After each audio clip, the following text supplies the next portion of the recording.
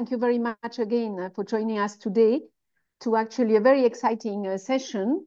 Is number 15 of our series of IICA and COLEAD Caribbean Agrifood Business Sessions.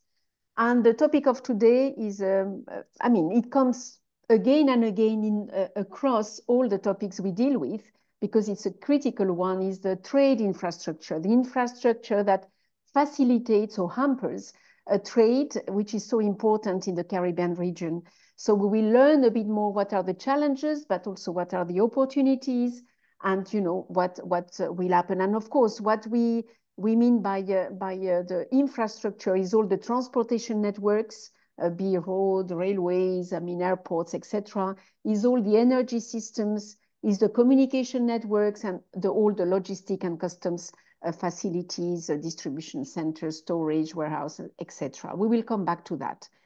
But I hope that the interpretation is working for you. You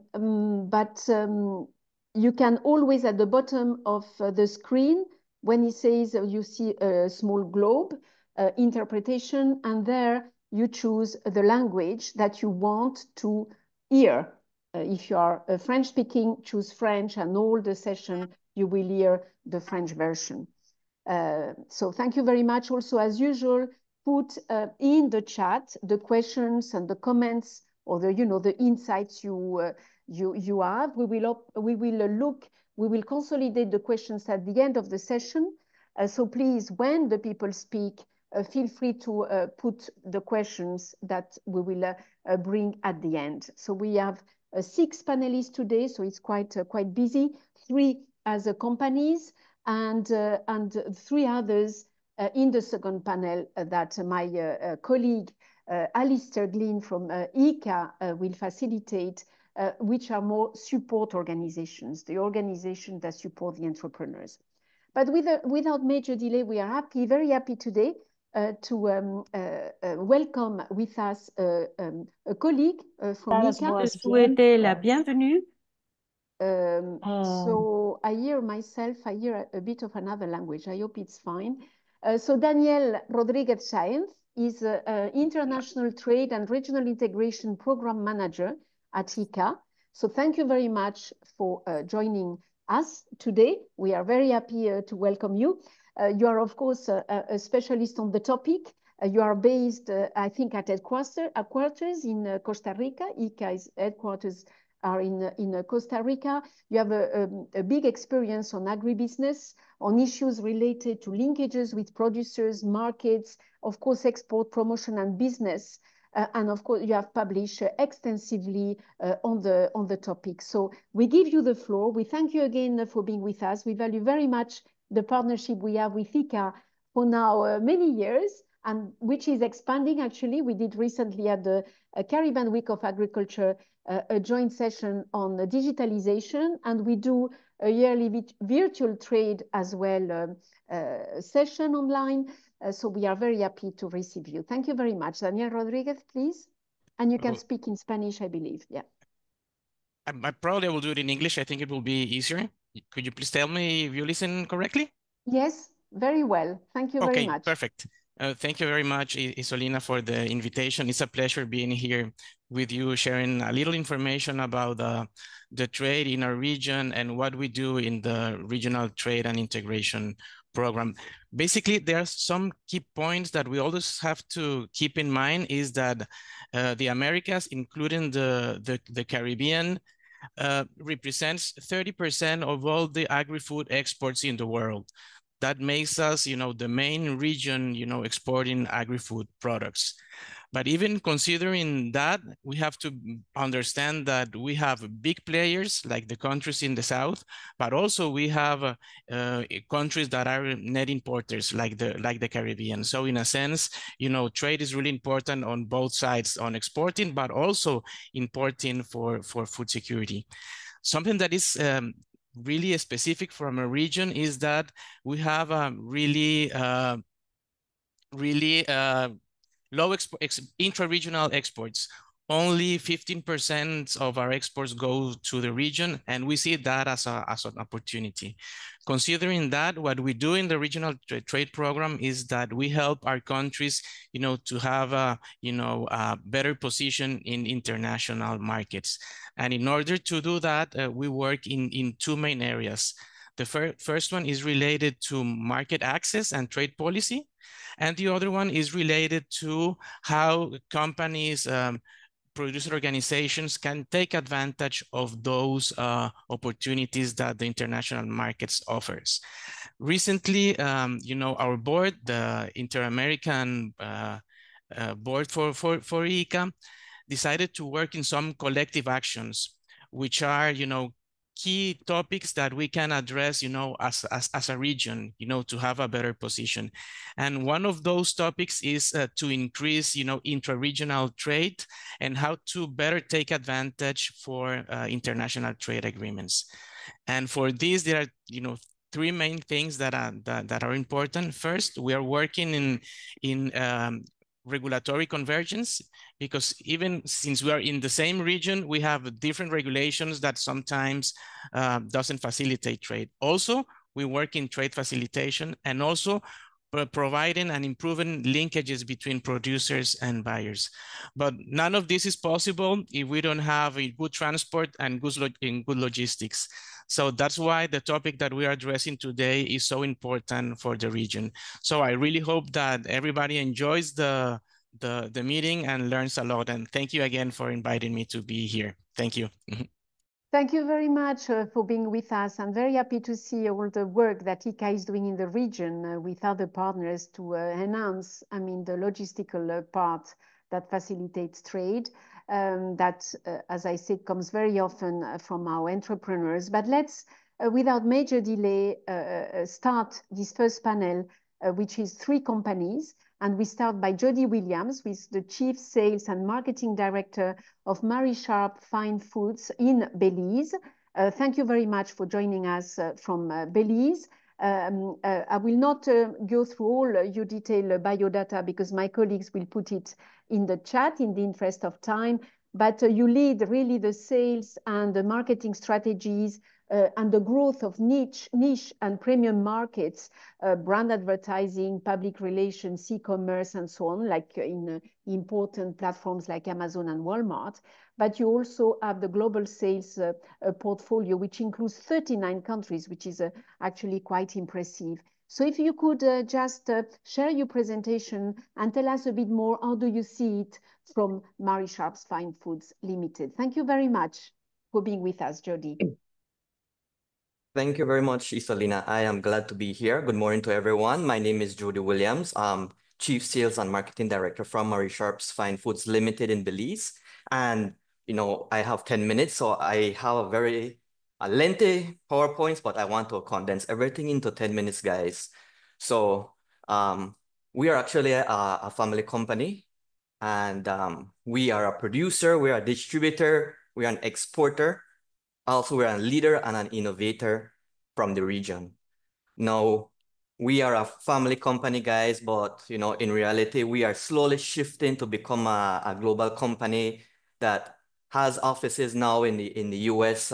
We have fulfillment offices to retailers and so on and so forth.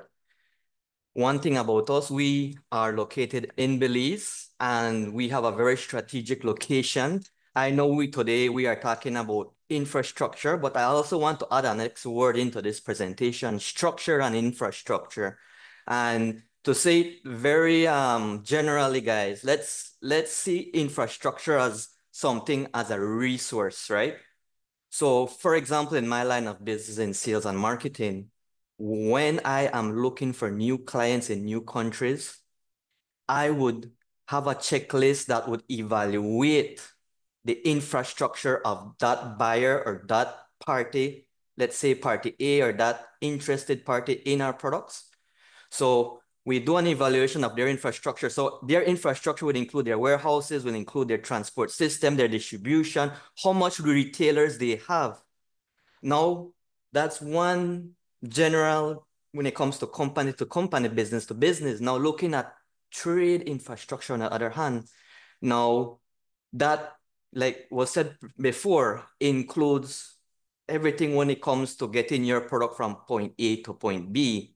So includes roads, includes your telecommunications, your communications.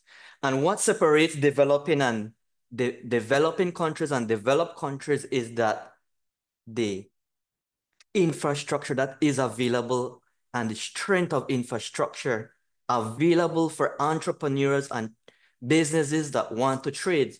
So countries like the United States, China, Singapore, Mexico, they are very strong when it comes to infrastructure and getting their products out and using the available infrastructure in the region, locally in the region, and also international to get their products cost effectively, very quickly, and also to the hands of the consumer at a very good price.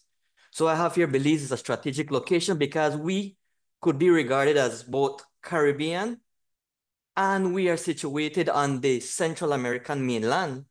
So as you see here on the map, the United States is just north of us. We have Guatemala to the west. We have the Caribbean Sea to the east, and we have South America to the south.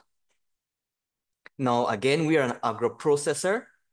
We do premium products, and we focus a lot on branding and quality. This is just an example of our brands. Now, a very quick history. The business was started in 1981 by Mrs. Marie Sharp. Now, Mrs. Sharp had no plan to do these products. Everything was done by mistake because she had a farm, she loved cooking, and she began to take her farm surplus in her kitchen to make products. And this is what started her making hot sauces. And her first export to the USA was in 1989 under the Melinda's brand. What do we do different? For one, you will always see that I'm mentioning innovation. We take natural raw materials such as natural fruits, natural vegetables, and we make it into a product. So we use the surpluses of our farm, plus we work with 90 to 100 farmers countrywide in Belize to provide us with the raw material to create natural value-added products to the world. For one, guys, when it comes to our infrastructure, our structure, we must be ready before we could even think about trying to take advantage of trade infrastructure. For one, we have to make sure that we have all of the raw materials. We work with a lot of vegetables such as carrots, onions, garlic, and especially habanero pepper. Let's say Belize, we are very prone to floods, we are prone to hurricanes, and a hurricane comes and wipes out our entire pepper fields and our farmers. If we have no peppers, then we cannot trade. So we have created a system where we make sure that we work very closely and create synergies with our farmers to get the raw materials that we need in order to produce. Once we have the raw materials checked, guys, then we have to evaluate our production capacity. What is production capacity? Is the amount of production units that we could do per day or per week or per month. So let's say we want to export our products worldwide, but my production capacity is very low. Then that will change my short and long-term plans. And I will say, okay, let's start with Mexico and Guatemala, since my production capacity is still a little bit low. Or let's say, let's do one small part of the United States. Let's say just Florida. And as my production capacity increases, guys, where I introduce technology, I get more raw materials, I add more farmers to the payroll, then I increase my production capacity. Once my production capacity is up there, I then utilize my trade infrastructure available to us, the company Marie Sharp, in order to push our products from point A to point B. We have lands where we do our own peppers, but we found out due to the change in business environment that we had to also outsource habanero peppers here in Belize. Also, guys, in order for us to have the capacity and to use the trade infrastructure available, we must also have the latest machinery and technology here at Marie Sharp's. When Mrs. Sharp first started, she used to do everything by hand, but her production capacity was only about 50 boxes per year. Presently, guys, right now, we could do close to 10,000 cases in one day. And this is necessary in order for us to trade and to supply the demand that we have out there for our products to the world. We use, again, natural ingredients.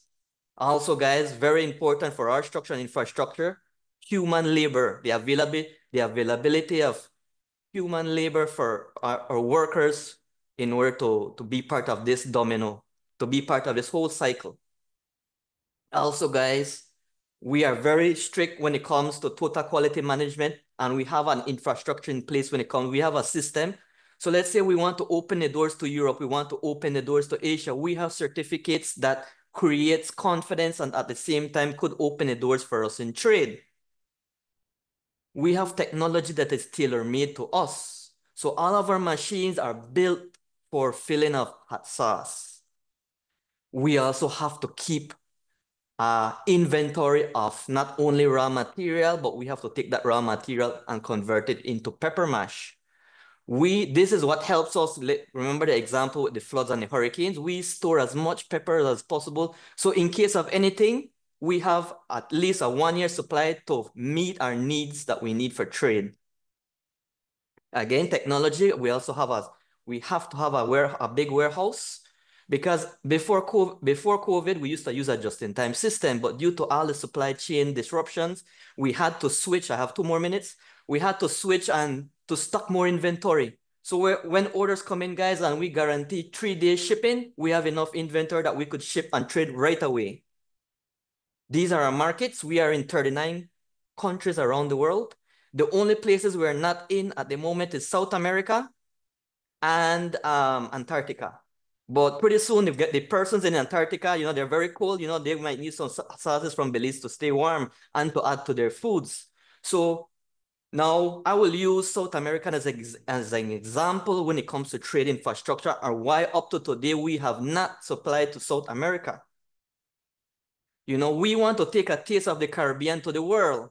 And in order for us to do this not very easily, but to facilitate this process, we want trade infrastructure must exist in between us and the markets. Also, we have to look at consumer trends. I have a minute. We also have to look at the data available to us. The global hot sauce market is in the billions, and we want that piece of pie.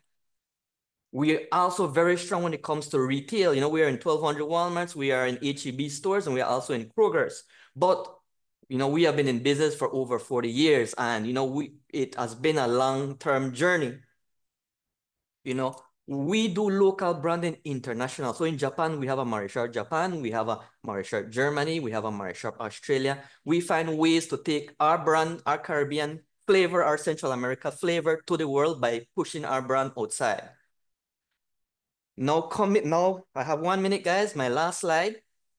In my experience, when it comes to trade infrastructure, for one, based on experience, guys, we need to know our logistics systems. Now, when we have business meetings and we want to close the deal, it's more than just taking a price list, taking your certificates, having a solid handshake. We need to also have paperwork of our logistics systems. So potential clients, they want to know, how will you get your products, let's say from Belize or from Barbados or from Trinidad, let's say to Australia? Because one thing, guys, when it comes to logistics, shipping and transport, in the balance sheet and in the cost of business, this is the one we want to control. Let it be efficient, because at the end of the day, guys, logistics will raise the price of our goods when it lands in that international market. Let's say, for example, Walmart. So we need to know the logistics systems. So we need to know what's point A, what's point B. So Aunt Marie-Sharp, guys, like let's say for Japan, I have what is needed to get it from my product from Belize to Japan and what is the cost. Once we present that very clearly to our customers, then signing that contract for business becomes very easy. Also, guys, we need to know the transport capacity and availability. We need to know our roads. For example, let's say you guarantee 1 week shipping from your factory to the port to the final destination. We need to know the state of the roads. We need to pick the fastest and most strategic route. And especially when it comes to sea shipping, we either go with a cheaper rate and it takes 60 days, or we go with a more expensive rate and it takes 30 days. At the end of the day, we need to pick what works for you and your objectives. Also, guys, we need to look very much at our financial and banking system. When we want to do business and increase trade, you know, very important, we need to get paid for our goods and services. So now let's say our country, there's a de-risking happening and there's no access to US cash, or there's, you know, the banking system is a little bit hazy and we cannot get US dollars, then how could we trade if this is not in place? But if we have a very strong financial and banking system in place, and you could open an US account where you could trade with China, you could trade with the Caribbean, you could trade regionally with Central America and the US, and we could get our payments in very easily, low cost transactions, and this could definitely in the long term increase business. Also, guys, we need institutional support, trade support. We need to look at free trade agreements and PSAs, partial scope agreements that are in place with the Caribbean, with Central America to the world. Right now, most of our main market, guys, we do most of our trade with markets that we have these agreements with. So let's say, you know, shipping to Taiwan, we have an 8% discount on trade imports. That 8% we use for marketing, you know, we use as savings so that we could invest elsewhere and grow the business. And also, you know, we need to look at the preferential markets. And also with institutional support is government support. Let's say you want to make that leap. You do well in your local market. You have 90% of the local market, but you want to take that leap into international market. Do you have a mentor system in place? Do you have government officials that come to your place and say, okay, these are the steps on the checklist that you need to do to get your products from, let's say, Barbados to United States? Once we have that support in place, that's probably free, that's not too costly, and you have experts that have the experience, that this is a big plus for increasing your trade. And then last and not least, communication and connectivity. Imagine you are on a very important call with some Japanese buyers that want to buy, let's say, your power shake, your sea moss shake, your pepper sauce, and you cannot fly to Japan. It costs so much money, but you could have a Zoom meeting. You are in the middle of sealing your deal and your internet starts to lag and the communication gets very bad during your meeting. Then the Japanese buyers will say, guess what, you know, this will affect your business at the time. So we need excellent communication systems, because we need our communication to flow very quickly and very efficiently from our home base to the world. Because most of the time, guys, we will use the computer, your phone, to communicate. And with communication comes growth, comes more partnership with your importers from each country. And this is how it's work. So with the infrastructure in place, then definitely we could increase our trade. And thank you very much. Muchas gracias. Thank you very much. Very interesting, actually, how, you know, starting in a kitchen 40 years ago leads to, if you really put the work and if you follow all the areas, I mean, you have mentioned at the end, and everything has to be followed: the communication, the infrastructure, the trade support you can get, the logistics, the transport, etc. And it's really, really critical. Just a clarification, Jody, you are in all Caribbean markets, in all the countries in the Caribbean? Yes. Oh, yes. I was mentioning about South America. Right now in the Caribbean, we are only in Cayman, the Cayman Island, and Dominican Republic.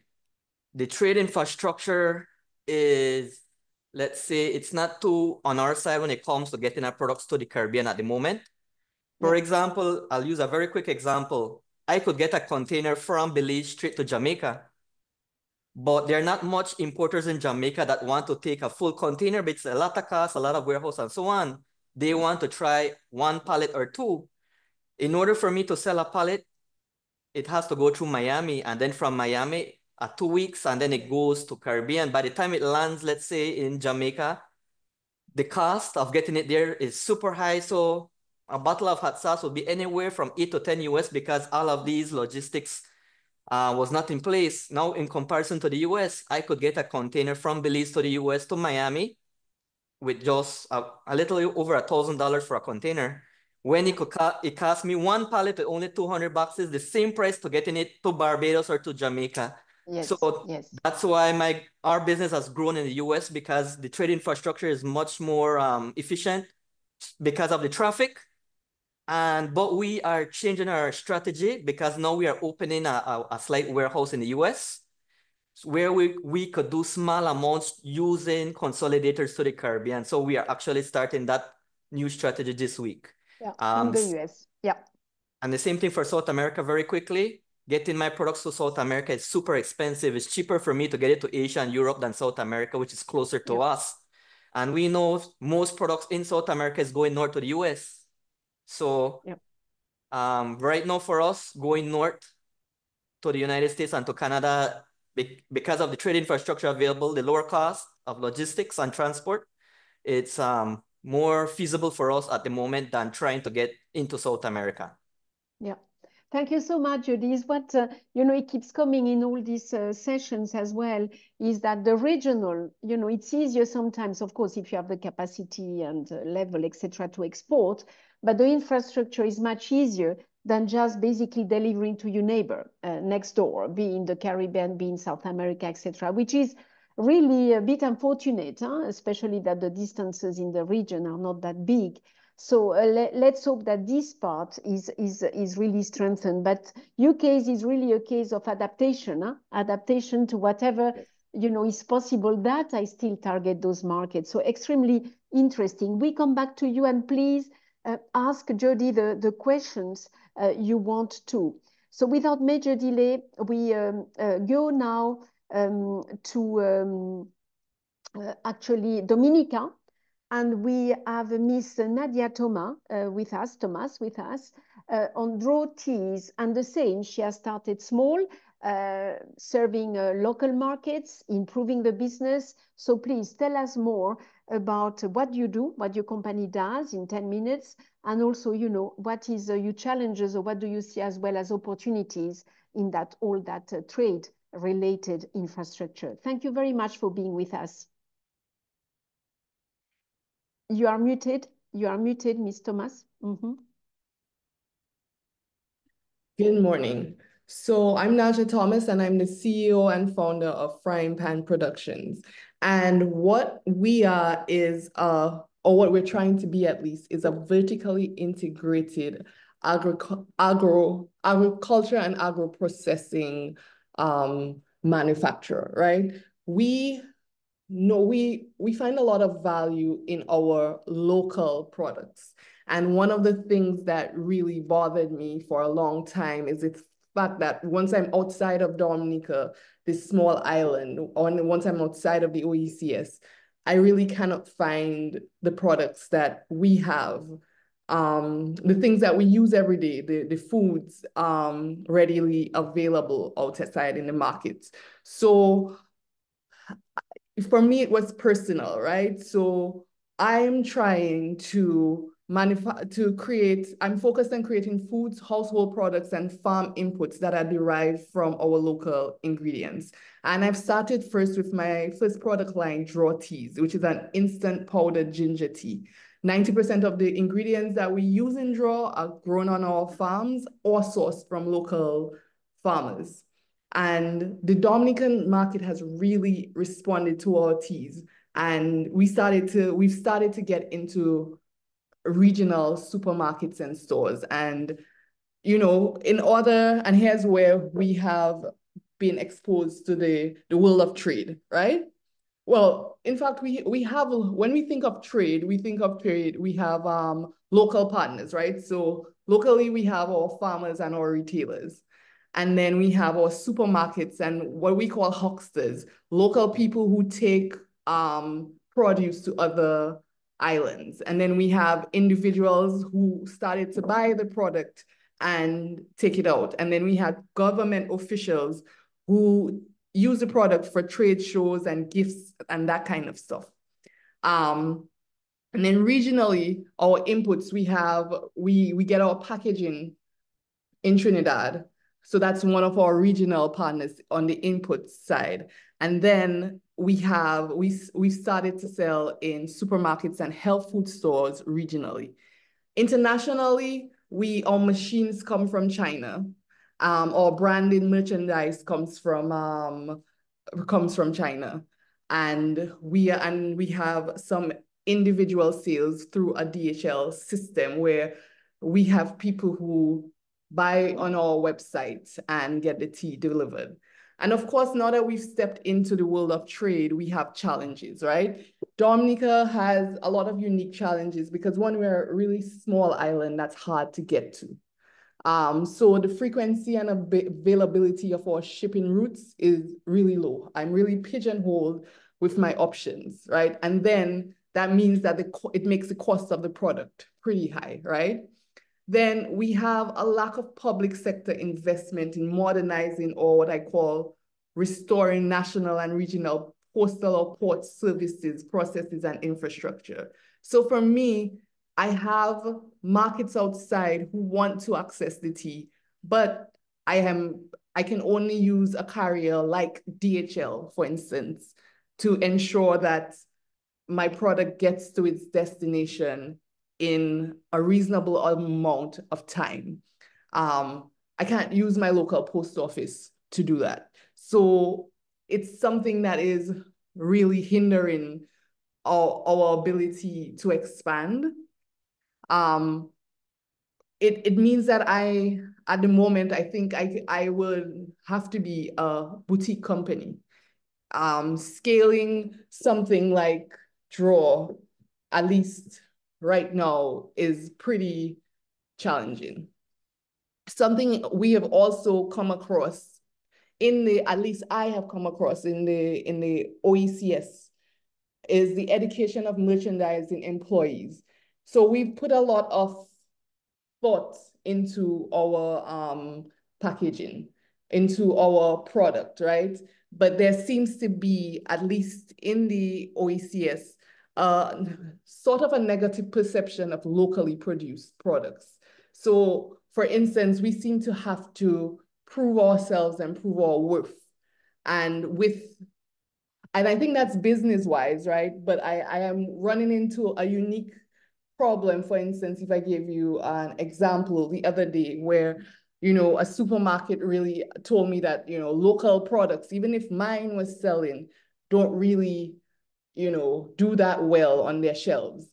And as a result, they were cutting down on the amount that they would take from me. And really and truly, I think that's an education problem, where we have to kind of see the value, especially if you have a local brand that is making headway in the country, in the region.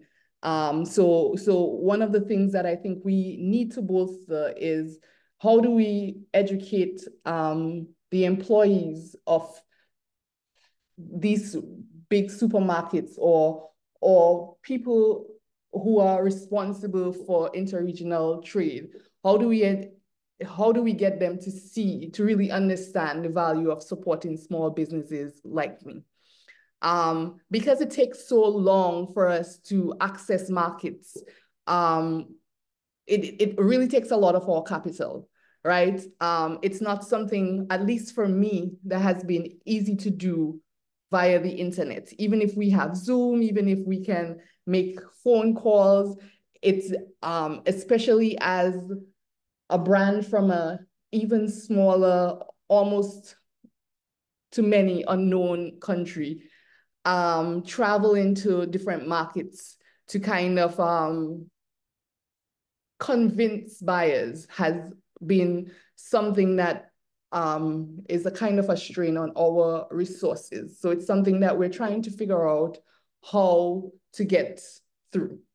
And our tea, we also have a lack of access, at least I think here, to adequate trade mentorship and support for establishing trade partners. When we've run into problems, for instance, one of the biggest problems that I've run into is the tea has been stopped by custom inspections, right? We've been with DHL, we have 2-day shipping to anywhere in the world.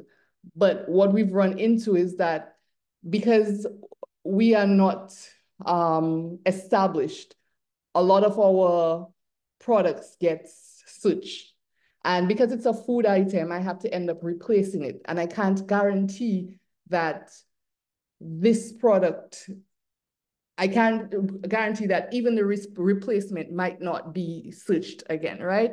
So and I can find no solutions to that, except the advice was to keep trading, keep establishing my name until, these things don't happen. And for me, that's an expensive process to go through. So we navigate all of these challenges, but for us, it's really a personal story. I think even if we're a small island in the OECS, with e-commerce, there are a lot of opportunities.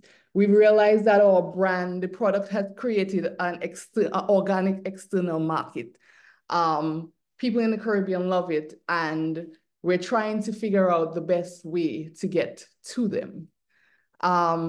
So we want to expand, and we want to really work with, it's twofold. Sorry, I'm a little bit nervous.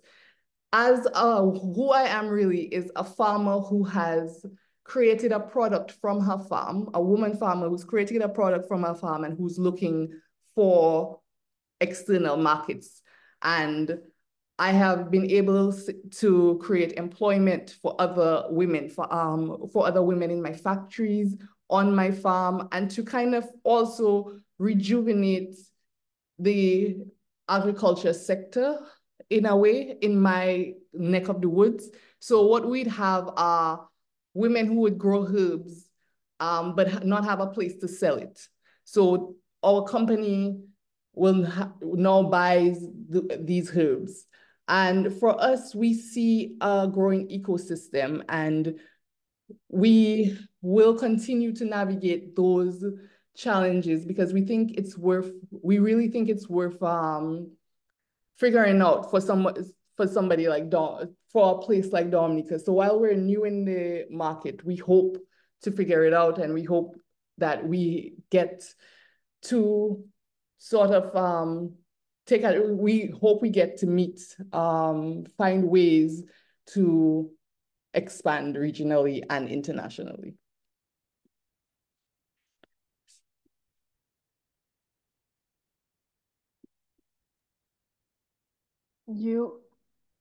Okay, we see you contact there. Thank you very much, Ms. Thomas. Very, very interesting as well. Many of the things that we often hear as well from the entrepreneurs. It comes systematically, all the regions in the world. For example, the packaging, that's one thing that COLEAD we are quite busy at. Very difficult to get packaging next door. Of course, much more expensive to take it to source it, from far away. The trade mentorship is critical, and the business, to business contacts that actually IICA now sells with partners, of course, facilitate. We will come back to that as well. We have different, but it's still never enough.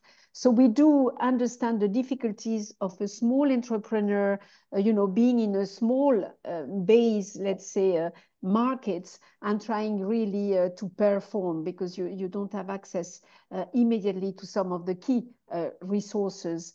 Of course, where logistic is very important, like for packaging, for you business. So very interesting. And also, I like the point, because I don't like it, but is what also we hear often, that the locally made, it has to be, valued for what it is, as good quality as elsewhere, and made really by people like you, very, very committed. But sometimes, indeed, we go very, very far to thinking that something is better than what we have next to us. Let's continue the questions. I see already a few in the chat. That's very, very good for my friend Alistair. And the last, also women entrepreneur in this first panel, now we go to St. Lucia, is Shondel Abby Alexander from Abby Exotic Blends in St. Lucia. You will tell us a bit as well about your business model and what you produce. And you are, of course, in the local markets, but also neighboring in the Caribbean. You are very committed, and you have also been receiving many awards. So we are very, very pleased to have you here, and my colleagues will put the detailed biodata about you that we have also online. Please, Shondel, in 10 minutes.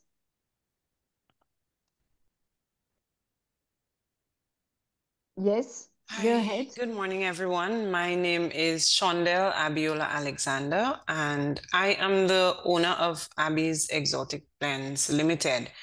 We are an agro-processing company that produces vegetable chips. We have a line of 8 different chips, and we also have punches and other local snacks. Can we close a bit here so that I can see? We see well. Okay. Why choose Abby's? Yes, we see that slide very well. Yeah, this is blocking. Hold on. Okay. On my end here, it is being blocked by my photo and the other people that are on. But I think I can speak from the top of my head. I mean, it's my business. Yes, so we are agro-processors. We produce a line of 8 different chips, 12 drinks, and sea mosses and other different products. We purchase all of our products from our raw material from farmers. Okay, I can see the screen shifting.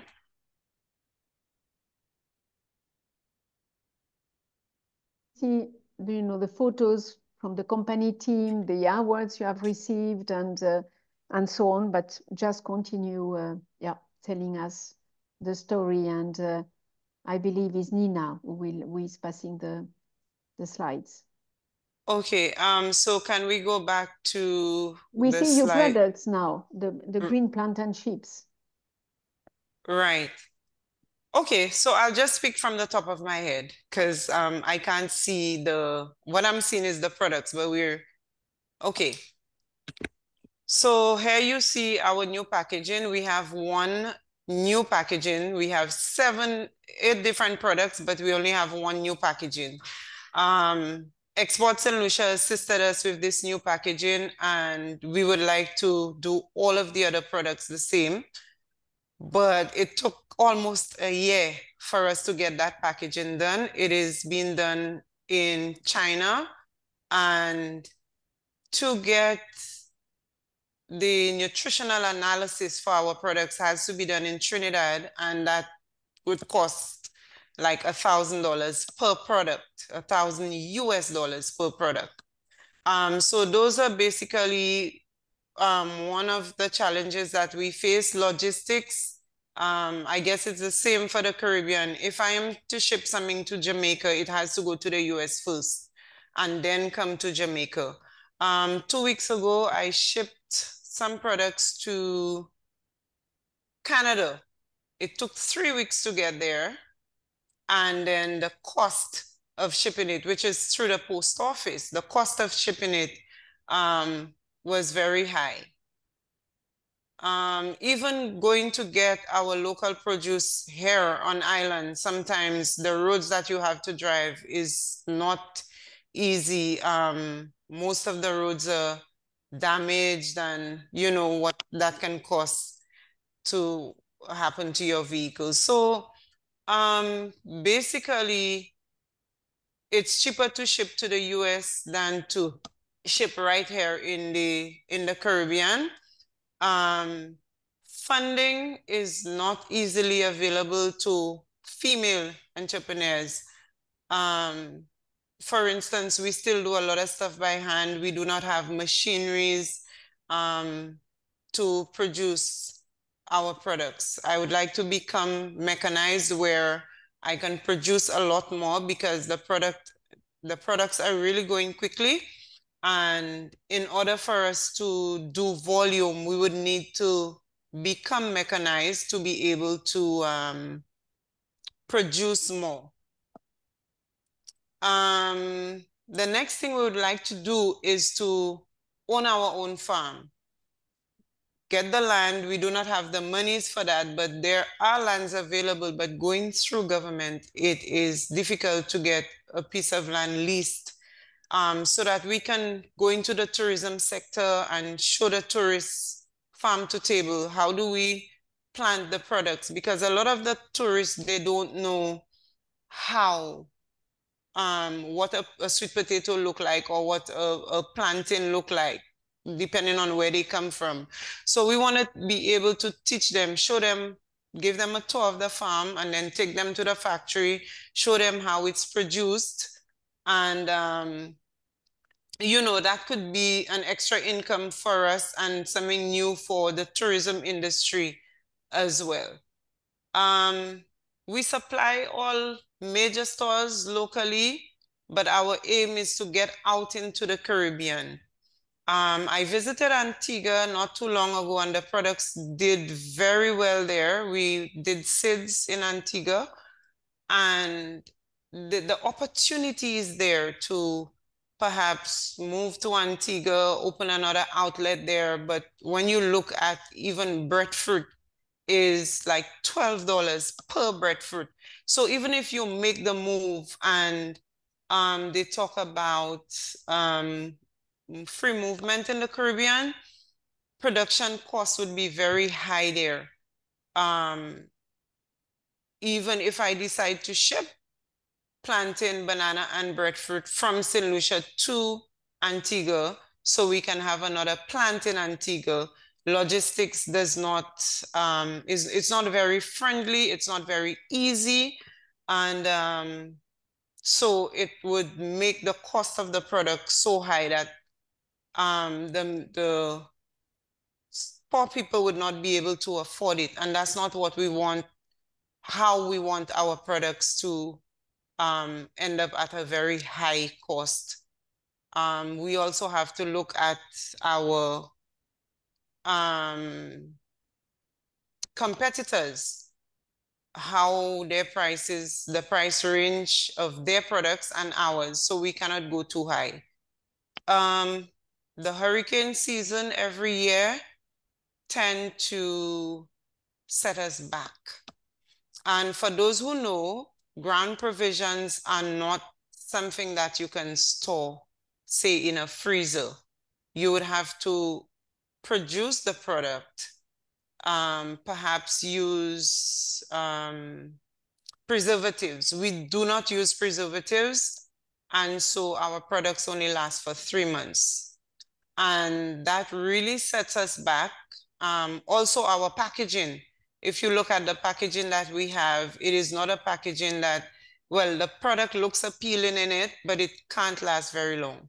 Only 3 months. And so when there's a hurricane season and the banana and plantain farms are wiped out, there's a flood, the potatoes are washed away, we are basically left with the drinks, which is not a fast seller as fast as the chips.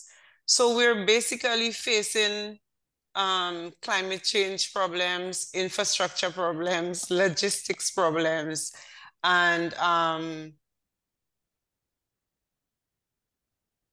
access to finance issues as well, which would be able to help us get into a factory space where we're basically running on a belt, have all our machines there to become, you know, mechanized and have everything going as quickly as we would like it to.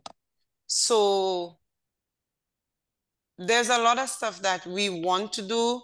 I currently do mentorship for the schools from 4 and 5 students, where I bring in young men and women and teach them processes. I just turned 50, and running a business that does not have a successor makes me feel like I am not doing something good, because you need to run your business efficient enough or efficiently so that if something were to happen to you, you know that the business can continue. Banks and credit unions, those who would give you a loan, they don't even look into these things to see, like, if something were to happen to you, who would continue paying the bill? And so there are a lot of questions and a lot of not enough answers to, you know, really put you where you want to be and help you. There are battered women out there whom I would like to teach, but where is the space to bring them in and teach them and tell them that you don't have to remain in a relationship where you were battered, or even young men out there who don't know where to turn. Bring them in and teach them the processes so that they can learn something. If you don't have to become a processor, but you can become a farmer. Hey, instead of sitting on the block, why don't you come and plant some plants, and in 9 months, I will buy them from you. You know, so we are facing these issues, and thank you very much for having me. Thank you very much. You have a PowerPoint with lots of photos and very interesting branding as well that we will share together, of course, with the recording of this session and more information on the companies.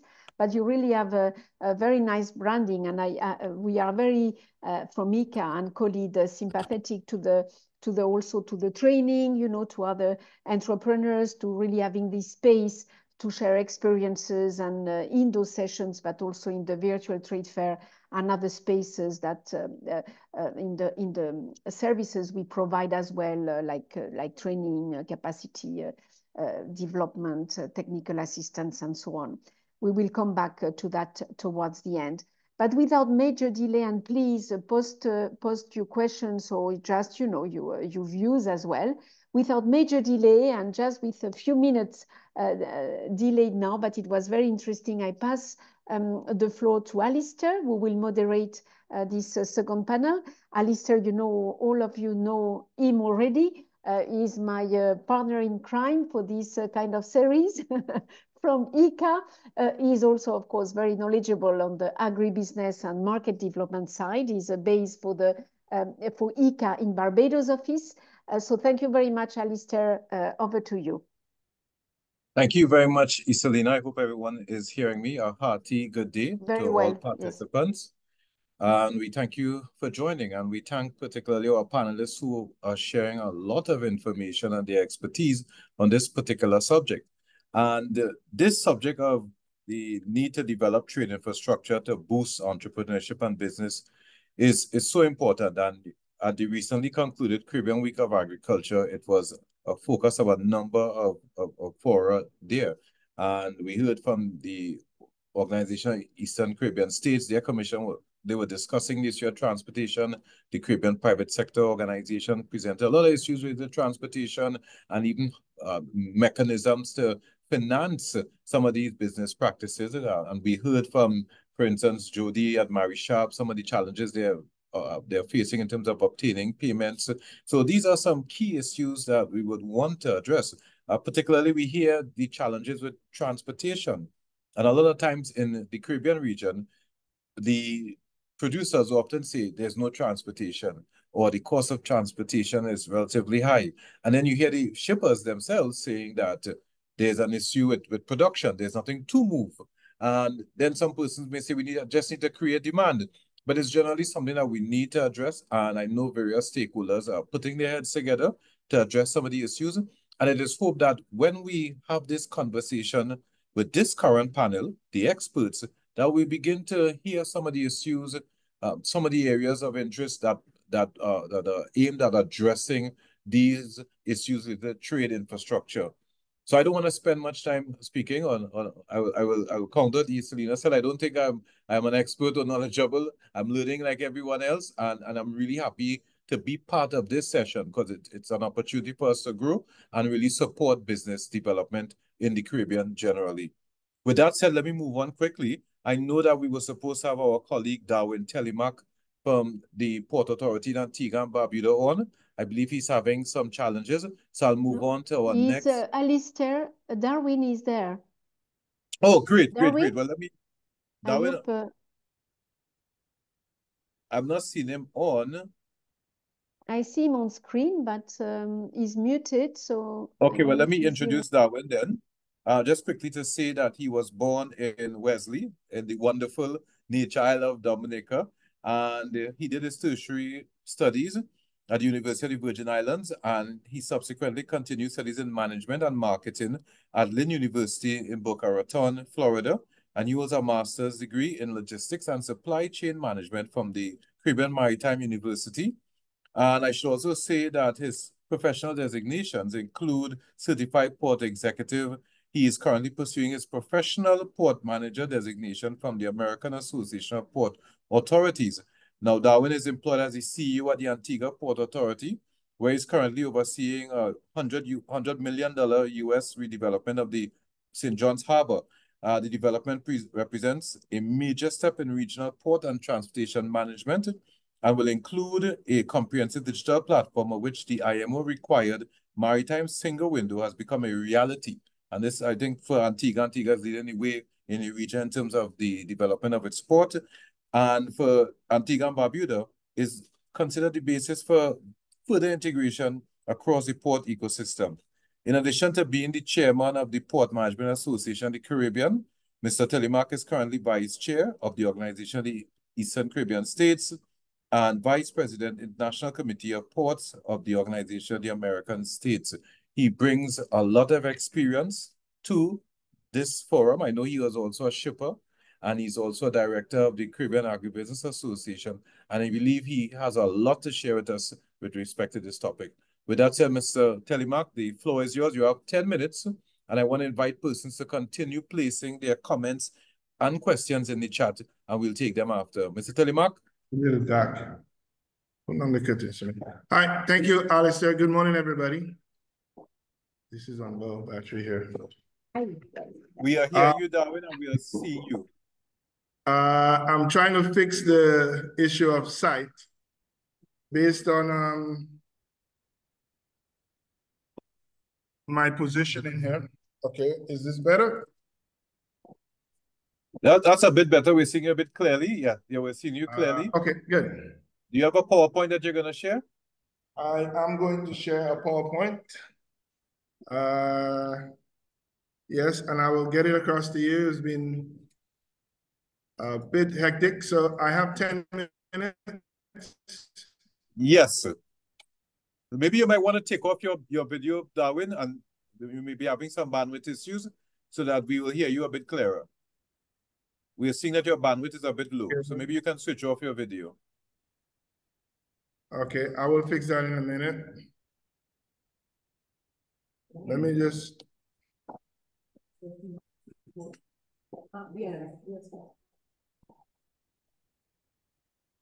All right, why you... I have heard... Darwin, you're breaking up, Darwin. I think you should close your video. Okay, let me do that.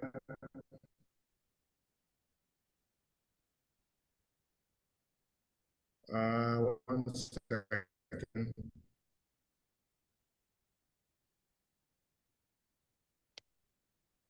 Is that better? Okay, try again. That's much better. So maybe you can start now, Darwin. I am trying to see if I can improve on that as well. Just give me a minute. I am almost ready. While I'm getting ready, what I can say is I've heard a lot this morning about transport-related issues. I want to speak to the group here. First of all, I think this is an exciting group. I'm seeing a lot of regional entrepreneurial spirit, and I'm thinking that the trade and integration of the region looks very, very, very promising. We see a lot of individuals building out some very high quality products. And I'm going to try to see if I can assist in pointing some of you in the right direction as to how we can move forward. My PowerPoint is loading up, taking a bit to load up. So I'll just start off by saying trade infrastructure and entrepreneurship is a very topical matter. I think the Caribbean, in many instances, I think I should be ready now to share my screen. Let's see.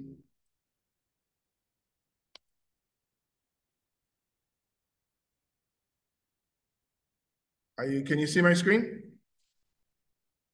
It's saying it started screen sharing, but we are not seeing, I'm not seeing anything. Hold on.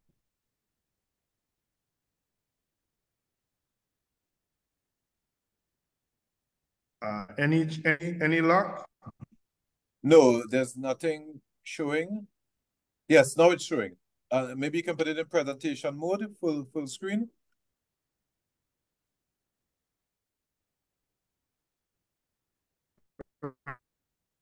So at the Antigua port, we are what we call the gateway to trade. Darwin, can you put it in full screen? It's not, and the slides aren't moving.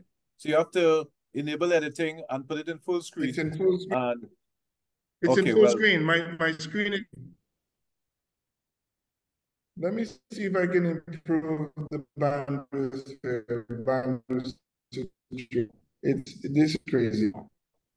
Darwin, what I would suggest. 1 minute. 1 second.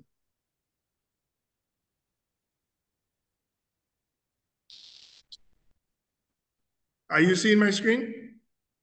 Yeah, it seems frozen unless something is wrong on my end. What I would like to suggest, maybe we can have the next presenter go first, and then we come back to you, and so that you can get some time to sort it out. Yeah, let's try that. Let's try that. Okay. Call. So maybe we can. I apologize, colleagues. Maybe we can go on to Dr. Lucenti, Krista Lucenti, and we can ask her to do her presentation. Darwin, I see. Yeah, Darwin, can you stop sharing? Let's pass on to Dr. Lucenti. Krista Lucenti is the Caribbean Regional Coordinator of the Trade and Investment Portfolio at the IDB. Primarily, Dr. Lucenti, she develops, designs, executes, and actually monitors the bank's operational portfolio of lending and grant projects focused on maritime transportation, logistics, trade facilitation, trade single windows, and investment attraction. Dr. Lucenti is the subject lead on the implementation of port community systems and smart ports in the wider Latin American and Caribbean region. Prior to joining the IDB, Dr. Lucenti worked at the World Bank and at several investment banks in London, and holds a PhD in economics from the University of Bern, as well as degrees from the World Trade Institute, the School of Oriental and African Studies, and McGill University. She brings a wealth of experience to this forum, and we are happy to introduce Dr. Lucenti to share her expertise in this particular area. Before Dr. Lucenti comes on, Darwin, can I ask you to mute your mic? We're still hearing you. If you can mute your mic. So, Christy, I'm saying it incorrectly. Krista, the floor is yours for you to do your presentation, and we are seeing your presentation. Excellent. Thank you very much, Alistair. And thank you to the organizers for inviting the IDB to participate in this webinar. I was listening with interest to the experiences of some of the SMEs and MSMEs and entrepreneurs in our region, and thinking through the way in which the bank has been supporting and could support better some of the agencies or the companies directly. So I found that very interesting, both hearing from Marie Sharp in Belize and also some of the other smaller ones in the Eastern Caribbean. So to introduce myself, I'm the Caribbean Portfolio Coordinator for the Trade and Investment Division at the IDB. And I was asked to comment a bit on how trade infrastructure can boost Caribbean entrepreneurship. So just to give you a little bit of background and how the bank has been operating and seeing this issue for many years, there has been a lot of progress in developing the trade infrastructure. Now, just for those of you who may not know, the IDB group is comprised of the IDB, which works with the public sector, IDB Invest, who works directly with firms, and IDB Lab, which is our innovation fund, which works with firms and also working in sort of startups and venture capitals. And so I encourage you to take a look at the various entities that the IDB has and to see whether or not there may be opportunities for you. We also have the Compete Caribbean Trust Fund, which provides eligibility for a lot of the Eastern Caribbean states who are not members of the IDB, many of whom spoke today, but who can access the resources under Compete Caribbean. So I encourage you also to take a look at that. So first, I would say that still within Intra-CARICOM, the trade only accounts for 15%, but it is largely free of tariffs. Efforts have been made to promote the common market in services and to realize the free movement of people and skilled labor. Port operations have been enhanced. We've seen a lot of investment and increased private sector investment in those ports. We've seen significant investments in digitalization of trade infrastructure, so trade single windows, port community systems. For instance, in Belize, actually, we are financing the trade single window, and so that should hopefully help on the import and export side to automate some of those existing manual processes. We're seeing more increased use of PPP vehicles for infrastructure, so that's created efficiency gains at the cargo terminals. And we have seen more dedicated internationalization programs for SMEs. By that, I mean programs which will help you to access markets, to reduce information asymmetries, et cetera, to close those financing and information gaps. What are some of the challenges? Many of you know, I don't need to explain this to you. Natural disasters. There is limited capital for infrastructure. And so this often restricts the large-scale infrastructure investment and automation. There's a very narrow vision beyond. So most ports see themselves as sort of cargo handlers instead of critical nodes in global supply chains. There's still insufficient trade facilitation. So you don't have a lot of interoperability between the systems. They're not talking to each other at the national level or even regionally speaking. You have fragmented institutional collaboration, weak cooperation between a lot of the border agencies, and lagging green technology adoption. So how does this impact on entrepreneurs and firm competitiveness? And we've heard many examples today. The first one, obviously, is higher transportation and logistics costs. So we heard, from many of you about the cost of shipping. I mean, costs of shipping are set by large global players, and it is going to be very difficult for any one country to influence that. And that's why trade facilitation, so automating your and digitalization your port and port systems, improving your customs and other border agencies, and private sector needs to advocate for that, because those are the things that you control, right? As a country, you control those costs, and time is cost, right? So in addition, you have the lost inventory. I know this was mentioned as well. So there's insufficient warehousing for perishables at many of the ports or the airports. Limited market access. Some of you spoke about those information asymmetries, not knowing who's out there. One of the things I want to point you to at the end is our Connect Americas, connectamericas.com, which is a networking and business development site. I encourage you all to go and to see the opportunities that are there for your firms.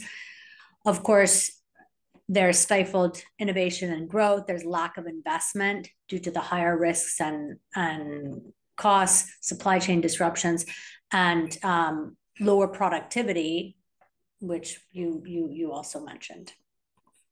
So what's an example in terms of how trade infrastructure, in this case, I want to give the example of smart ports, can be catalysts for economic development and support the private sector? So first, you know, it can enhance efficiency and reduce costs at the ports through faster throughput and improved visibility, reduce paperwork.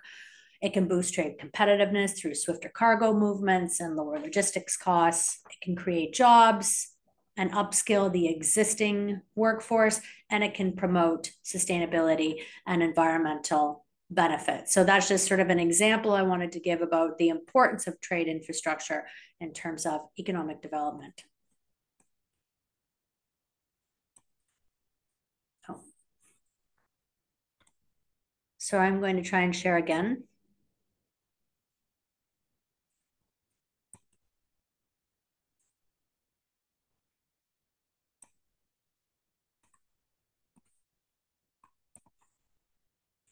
Okay, we're back. So what's been our response from the IDB? So the IDB on the public sector side provides loans and grants, as well as technical assistance through the organization of global forums to governments to support improvements to trade infrastructure and digitalization. So for example, we are financing trade and investment single windows. So on the one hand, the trade single window to facilitate all of the regulatory and administrative documents related to international trade, imports and exports, investment single windows, which is actually a newer area of work for us, where we are in the same way providing like a one-stop shop for information for foreign investors on what is available in a particular country. So how much does real estate cost? Where is there pools of skilled labor? What is the current fiscal benefits? Let's say, are there special economic zones? So all of that is consolidated into one window. And port community systems and the logistics side. So again, the IDB has no impact. You have no impact on global shipping costs. You have no impact on the size of your country and the fact that it's always going to be more remote and more expensive. But what you can impact are the costs at your own ports of entry. We also support regulatory reforms. We always take into account environmental and social concerns. We've been working a lot in recent years on digitalization, innovation. So looking at digitalization of those pre-existing manual processes. We provide policy support and coordination, and we have internationalization programs. So for instance, as I mentioned, Connect Americas. Another one, which would be very interesting to some of you, is LAC Flavors. LAC Flavors is the largest food and beverage networking event in Latin America and the Caribbean. It's early December this year in Argentina. And so I encourage you to take a look at that. Outsourced to LAC, O2 LAC, is a similar type of networking event, but for services outsourcing companies. So looking at IT outsourcing, business process outsourcing, knowledge process outsourcing, etc. So here are some of the examples. IDB Invest on our private side, they are supporting some of the port development here in Barbados. We have the port community system in Trinidad and Tobago, and a few years ago, and we are now in the current stage of implementing the trade single window in Guyana. And here's just another example of something else that we've been doing, working on trade innovation ecosystems. So looking at the ways in which we can use these innovation principles and apply them to the maritime sector. So looking at startups, et cetera, that can provide some solutions to the public sector. So lastly, and actually I put this together while I was listening to some of the presentations. I think that the private sector has a very clear role in terms of advocacy to the public sector. And we try to provide those opportunities in various dialogues that we have and various forums that we have, that possibility for the private public sector engagement. But trade costs affect bottom lines, and they have an impact on new market access and market penetration, right? So as I mentioned before, the shipping costs are really beyond your control. They're set globally by supply and demand and by the size of your own markets. So the tools that you do have are to advocate for coordinated border management, for example, so that all the agencies are doing joint inspections. And, you know, Darwin, I know, is on the call, and he, I'm sure, can speak to the importance of that coordination of the border agencies. So logistics really and trade facilitation are the tools that governments have and the private sector has to reduce those trade and transport costs. Some of you mentioned, you know, inspections, etc. So a few of the countries in the region in the Caribbean have authorized economic operator programs to facilitate goods clearance. So that's another mechanism by way you can have sort of faster access because you've already been pre-cleared. Advocacy for e-commerce through export platforms, which give visibility to small firms and close those information gaps and asymmetries. Because it's not just that you don't know what's out there, but buyers have no idea what is being produced in St. Lucia and Trinidad and Tobago, et cetera. So these types of export platforms can provide information that is lacking. And then lastly, I would say the strengthening of investment, attraction, and export promotion agencies to increase those market access opportunities. We're also doing that in several countries. And one way to sort of better or to strengthen those support services would be through the development of the single windows for investment. So that's all I have to say today. I'd like to thank you. I wanted to just leave you with the information on Connect Americas, and you'll see there is a lot of information for the agri-food industry. Thanks very much. Krista, I want to thank you for your presentation. Very, very insightful. I'm happy that we have the information regarding Connect Americas up on the screen. So I hope persons can take note of that. And of course, all the wonderful work that the IDB is doing. It will be useful for us to get a bit more information on some of these smart ports. And I suppose we can take it later on in the question and answer period. And of course, with Darwin coming up, maybe that is something we can hear a bit about.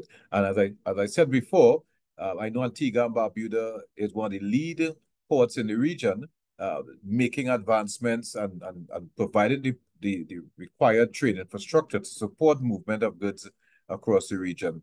So with that said, let me thank Krista for her presentation, and we'll come back to her during the question and answer period.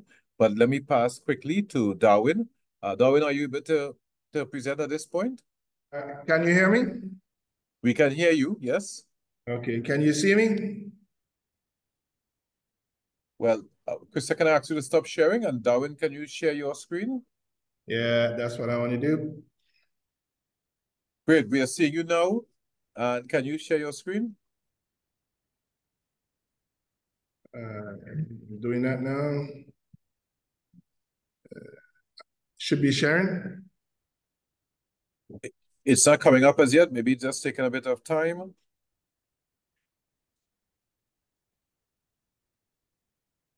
Okay, we're seeing it. Again, we'd like to ask you to put it in presentation mode. Yep, and the floor is yours.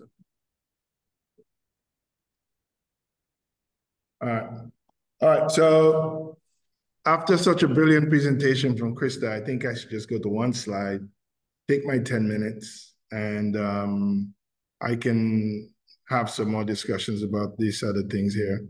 Actually, I'll just start here. I think I'd like to, first of all, congratulate all the presenters, Dominica, Belize. I don't know if there was someone from Guyana, but all the islands. St. Lucia, and all the countries who did that. I want to tip my hat to you and say, I'm truly impressed by the efforts being made. One of the things that I do recognize, though, is that it must be extremely challenging, and indeed, even we could use the frustrating word to see that there is such a desire to expand and grow, and then you see challenges that seem insurmountable. What I can tell you that there is lots of help on the way, and we will hopefully attempt to shed some light for you through what we're about to do. But what makes trade happen generally, some of the factors that I have listed here. Legislation is a key component for trade. And enhancing legislation is one of the things that I think we have not really paid too much attention to. As a matter of fact, we've had the CET in place, and I think that too ought to be looked at. How does the CET work? Is it time to upgrade the CET? I have a little radical idea about the CET as well, in that I think after 40 or 50 years of being involved in the CET, some companies should be strong enough and competitive enough to actually be independent and not able and being able to stand on themselves and be global and access the global market. What we've not seen, though, is that we've not seen that type of growth take place with the implementation of the CET, because it shouldn't be that the trade expectations of any of the entrepreneurs who are presented here today is only to do the Caribbean. We want to take the world. I was happy to hear Belize start talking about wanting to go Japan and different places with its pepper sauce. That's what we want to see, using the space, but that can only happen if you have the right legislation, the right trade agreements, the proper subsidies, transport costs, ports, and the port ecosystem working harmoniously to deliver on that. And this is what I want to speak to you about if I can in the next 5 minutes. One of the main challenges to trade, however, is that we have an issue of market size, market access, FITO and TBT issues relative to accessing markets. Those stand and stare us in our faces, and we can speak to each of these and the impact, but I just wanted to highlight that. Here are some of the challenges of our ports. I saw Belize making some comments in the bottom of the screen. I have listed a lot of challenges at our ports: labor, industrial disruptions, lack of essential services designation, the governance structure, lack of economy of scale, human capacity. Our tariffs are outdated. Our ports are small. But if you were to capture the discussion on ports in general, what you'd find is that our regional ports, although they serve us, they are old, antiquated, and in need of urgent transformation. I do not believe that we should be advancing the digital transformation of our ports without first improving the physical plant itself. And there is so much talk advancing on the digital side that I believe that is creating a lack of necessary work that would make the physical work much more efficient. For example, if you went to any of our ports in St. Lucia, in Dominica, in Grenada, St. Kitts, everywhere, the ports were constructed in 1964. There's a big warehouse in the middle of the port, and that is not a port that should be used to facilitate containerization. But we're not doing break bulk cargo anymore, which is what the ports were built to do. And so we have a mismatch of containerization coming into break bulk ports. Interestingly, not only is the physical plant challenging, but the customs regime that sits at our ports is also a 1940s and 1950 regime, and that needs to change. The archaic nature of our trade facilitation is driven by a Customs Act that needs to be upgraded, modernized, and completely transformed. It takes too long for things to happen at our ports. And by the way, Christine mentioned a while ago about transport costs. But I like to tell people within our region, if we don't control transport, we can't really demand of transport what we wish. We control and own our ports. How about making that more efficient? How about making our ports work for the business people that needs it to work? How about a port working for the owners of the port? And this is where I want to stay. So I want to talk about redesigning Caribbean logistics. I heard Belize speak of an attempt to improve his outcome by going to Miami. I hear a lot of folks speaking of the efficiencies of Miami and why you need Miami. That is the first thing that I'd like to alter, because if we're going to build capacity in our region, we have to design a trade flow that strengthens our region. To do that, we need to identify what made Miami what it is. Miami makes nothing, but Miami ships everything, meaning that shipping and shipping cost has nothing to do with a location. It has to do with a system. And right this moment, if any of you remember 3 weeks ago when the strike on the East Coast US was about to take place, there was fear and trembling in every capital in the Caribbean because we were wondering, is the food supply going to be that hampered? What's going to happen? And why was that? Because we depend on Miami. If you fly into Miami on any given day at between 4 and 6 o'clock, every single island in the Caribbean lands in Miami. We have moved our entire logistics, economic, social, and leisure reliance on Miami, meaning as we attempt to design an intra-regional system that facilitates our own logistics and our own commerce, we are moving further away by strengthening a location that has no interest in building that same regional profile. So the first thing we need to do is, as a region, we have to do what has been very hard for us to do. We have to decide where is going to be our Miami in the region. We have to get a Miami. We have to decide where is that space that we're going to depend on. Now, that's not something Caribbean people like to do, because if we're in St. Lucia, we want St. Lucia to be the greatest of all times. If we're in Trinidad, that too. If wherever we are, we want the island to be that. That can't happen. Miami is the way it is because all of the western, northern, and eastern states have agreed that South Florida, mostly from Jacksonville down to Miami, will be the hub that serves Central America. A bit of it comes from the Gulf ports, but not much. All of it comes down that peninsula that inserts itself into the Caribbean Sea called Florida, the state of Florida. And they support it. Mexican goods drive across the US into warehouses in Miami, and we get them. Products from Santo Domingo sails north to Miami, and we get them. Products from Jamaica goes there, and we get it. If we have goods in Belize, that too goes up there, and we get it back. So therefore, as you are attempting, and entrepreneurs, I'm explaining to you the discussion we have to have with our leaders.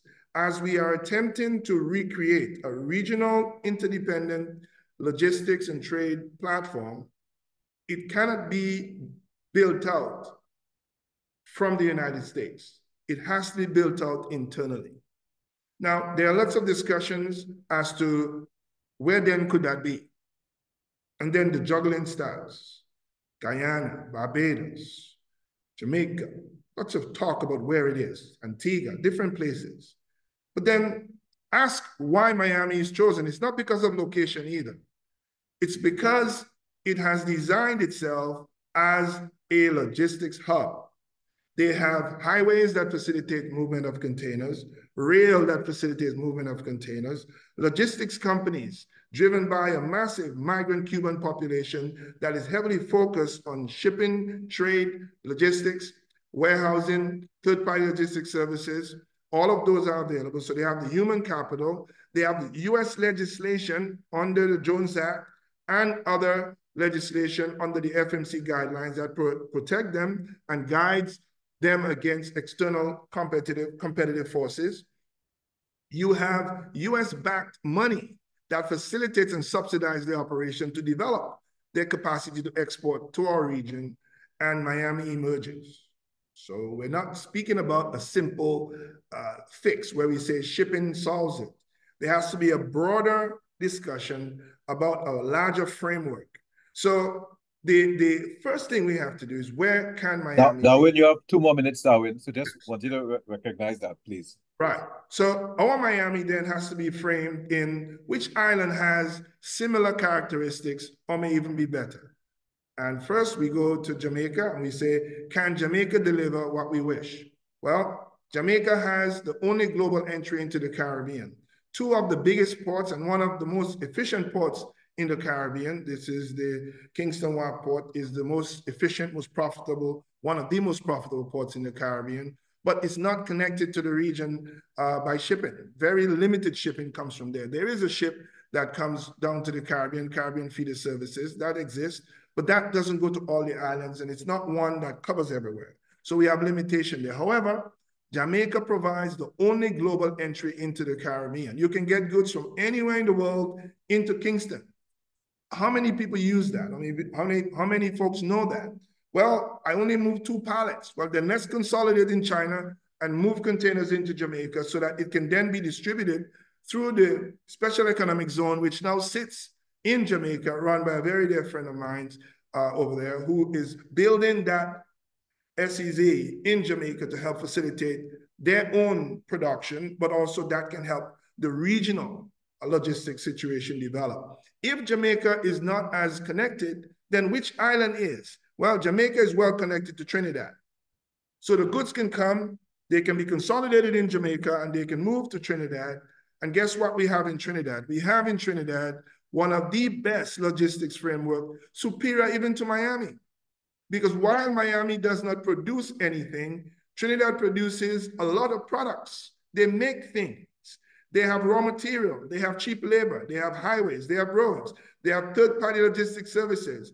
If you are in Belize, you don't need to send that container to Miami. It can go to Trinidad. It can get there. Even if it goes through Miami, it gets to Trinidad. You can warehouse your product in CARICOM. And every week, the only island that has a ship that goes to every island in the Caribbean every single week is Trinidad and Tobago. We can build that. Darwin, I'll have to ask you to wrap up, Darwin. Can you wrap up in a minute? I can do that now. Basically, what I want to say here to the lady in St. Lucia, Dominica, is if we can design facilities in our individual markets earmarked as third-party logistics services for the purposes of exporting finished products to Trinidad, where it is warehoused and then distributed, we end up with what happens in Miami. The difficulty we have is that we are trying to go in straight lines, and logistics does not need straight lines. It doesn't happen anywhere in the world. We are not going to create it in the Caribbean. I would be happy to spend more time with any of you discussing it. I only have 10 minutes. It's a much broader discussion that we need to have. But in short, we can solve the logistics problem. We are not part of the global transport system. We are a regional space controlled by regional carriers with different parameters used to build our freight rates. We can negotiate with those lines. We can build stronger system among us, but we have to make some decisions as to where we do that. And as long as we can define that, Alistair and your team here, we can make a difference for all the dreams of all the entrepreneurs who are on this call. Darwin, let me thank you for that insightful presentation and the guidance you provided us with. And I think it's important for us to move beyond this forum and have some more intimate discussion on the issues. We have the CPSO, the CABAs, the ACARIs, and other entities, IDB, IICA, FAO, that can contribute to advancing this situation with respect to trade infrastructure. So we will take up your invitation to have further dialogue with you, and let's move beyond this forum. I think we just talk a lot, but we need some more action. So thank you again, Darwin. I'll move on quickly to the final expert on this panel, and that's Mr. Sandiford Edwards, the Program Director of the USAID CAPA project, and he'll tell us a bit about that. Sandiford has over 20 years experience in the field of trade and business development. He served in various senior leadership positions in both the public and the private sector, and he has done a lot of analytical work for the Caribbean community, the Caribbean private sector organization as well, and other entities in determining opportunities for food import displacement as part of the overall 25 by 2025 development plan. He was also the lead writer for the CARICOM COVID-19 Agri-Food Risk Management Program. Now, Sandiford is the Program Director of CAPA, as I would have indicated before. That's the Caribbean Agricultural Productivity Improvement Activity, a 3-year program designed to improve food security and promote sustainable farming practices. It's also part of the food security efforts being undertaken as part of the U.S.-Caribbean Partnership to address the Climate Crisis 2030. The non-profit organization IESC, Improving Economies for Stronger Communities, is implementing the program in Guyana, Suriname, St. Vincent and the Grenadines, Dominica, Barbados, Grenada, St. Lucia, and Trinidad and Tobago. Sandiford holds a master's degree in development finance from the Frankfurt School of Finance and Management, a master's degree in business administration from Oxford Brookes University, and he's also a certified chartered accountant. I welcome Sandiford to the forum now, and Sandiford, you have 10 minutes to deliver your presentation. Thank you. Thank you very much, Alistair, and the other presenters, as well as the panelists and the audience who are participating in this session this morning. I'm recognizing, Alistair, that I don't have much time. I will move aggressively through the presentation. You've spoken at length about CAPA, so no need for me to do that, other than to say that Objective 2 of the Caribbean Agricultural Productivity Improvement Activity speaks about improving domestic and regional market linkages, not just for the smallholder farmers, but also for our producers in the region. So this conversation today fits directly into the objectives of the USAID-funded initiative to strengthen regional food security. Other presenters spoke a lot about intra-regional trade and the amount that it equates to when compared to other jurisdictions. I just wanted to make one interjection here that speaks about the CARICOM region being one of the longest standing regional integration initiatives around the world. And we are at the bottom of the barrel, and the private sector organization would have done a substantial amount of work in that space, Dr. Patrick Antoine. So I'm referencing that here. And the result of limited intra-regional trade is where we are suffering from a continued high cost of food, which can contribute to poverty and food insecurity, as well as the diversion of resources for national development. So because we're spending so much on importation, it means that the resources that we have available for supporting entrepreneurial development at times can be diverted. Again, we understand the challenges that is associated with the lack of infrastructure. And my colleague, Darwin from the port spoke at length looking at transportation and logistics, so no need to speak about that. Our presenters from Dominica would have looked at the non-tariff barriers, and from Belize that limits intra-regional trade. But one of the areas that I wanted to highlight here is the lack of aggregation as an inhibitor for increased intra-regional trade, not having that body or bodies that can aggregate specifically for small enterprises, I think creates some limitation. And then certainly around the weak trade facilitation that leads to substantial delays, both in clearing and processing, I think also add tremendous difficulty and challenges for the producers in the region. So the challenges have been well ventilated. I will not spend time there. What I wanted to talk for 2 minutes about is an operational model that I believe is extremely important and provides an opportunity for the region to be able to strengthen its ability to trade amongst itself, particularly creating opportunities for our small entrepreneurs. And that one speaks about the concept of the agri-food corridors that has been developed, that has been promoted. And here I have, and just reminding us that it needs to be private sector led. I think the private sector through the CPSO, rightly so, would have conceptualized the whole argument of pushing forward with agri-food corridors and looking at who are the players that can move this forward. So how do we move this forward? The model has been developed. There is need for more work, and the selected commodities are there. The commodities have been identified. What are the commodities that the region can be competitive in? What are the commodities that can facilitate intra-regional trade? What are the commodities that is going to contribute towards food security? Those are already there. It's a matter now of moving that design to the strategic plan development and the sub-regional agreement, which I believe is extremely important. So yes, we can focus on some of the hard infrastructural needs, the ports, the bridges, the roads, etc., that are important, because when we break down the silos, then it allows for mass production, it allows for economies of scale. But there also need to be at the political level, that sub-regional agreement. So one example is looking at the Brokopondo agreement between Suriname and Barbados that has identified several commodities for trade. But that has not moved beyond an agreement. It has not been operationalized because there are other phytosanitary issues, other risk assessments, other soft things that needs to be addressed in order to be able to move it from paper into implementation, into reality. In the interim, producers, small producers, agro-processors, they are being affected because the agreement is not yet operationalized. There are trade links in place. When we speak to, and when I spoke to some of the shipping lines and agencies, they say to us that we are prepared and committed to put vessels, make vessels available, that the vessels are there, that the cargo space is available, but what's missing is the volume. So it's a chicken and egg scenario. So the sub-regional agreement, moving with what I would call the coalition of the willing as a first wrath, can be an opportunity to move this whole process forward.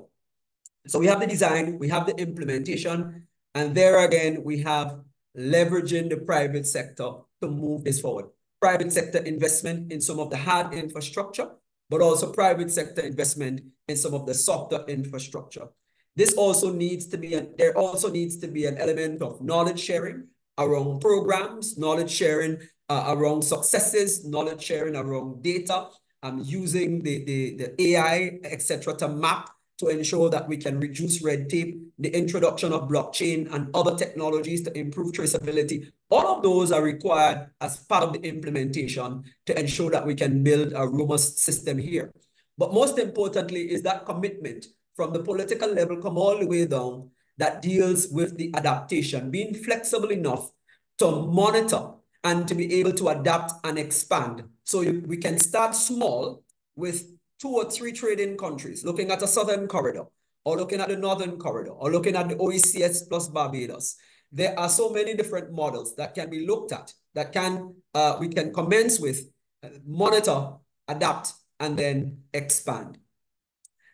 The operational model would speak to logistics, would speak to port, would speak to transportation, would speak to trade facilitation, would speak to non-tariff measures. So there are a few things that would have to be looked at. But an area that is often overlooked is the complementarity of investments that will be important for sustainability. And here we're speaking of value chain upgrading. So within the context of even producers, being able to process their products and having sufficient raw material may require the increase in the productive capacity of producers to produce at a cost of production that allows them to be profitable, but also allow them to be competitive to integrate into value chains, because value chains are now global, global in its outlook and its orientation. So it means that producers here have to be able to compete with raw materials that may come in from extra-regional sources. The upgrading of the value chain is important. And then secondly, the need for promoting the products. We have grown up in my era where the philosophy may be you make and it's going to be sold. Yeah, so you make and sell, which is production-driven. The new era, the literature and the experience is suggesting that it should be market-driven, meaning that that which you produce should be based on what the market demands, when the market demands it, the quality specification around what the market is demanding, and at a price point that matches the unique selling proposition. So that is an operational model that we can look at to advance development. So what are some opportunities? So for example, if we are able to tackle the whole issue of the restrictive trade practices around non-tariff measures, both at the hard infrastructure level and the soft infrastructure level. At the soft infrastructure level, we'll be dealing with human capital development, making sure that we have the right skill set throughout the region, at the borders, pre-border and post-border, to ensure that we know how to move these things forward. Then it's going to help advance and move the needle, as well as looking at the hard infrastructure, such as the single processing window. And now it made reference to the incentive regime, and having an incentive regime that favors regional trade, that favors agro-processors and agro-processing, that favors light manufacturing, that favors an industrial policy environment that is conducive for the region in terms of how competitive we can be.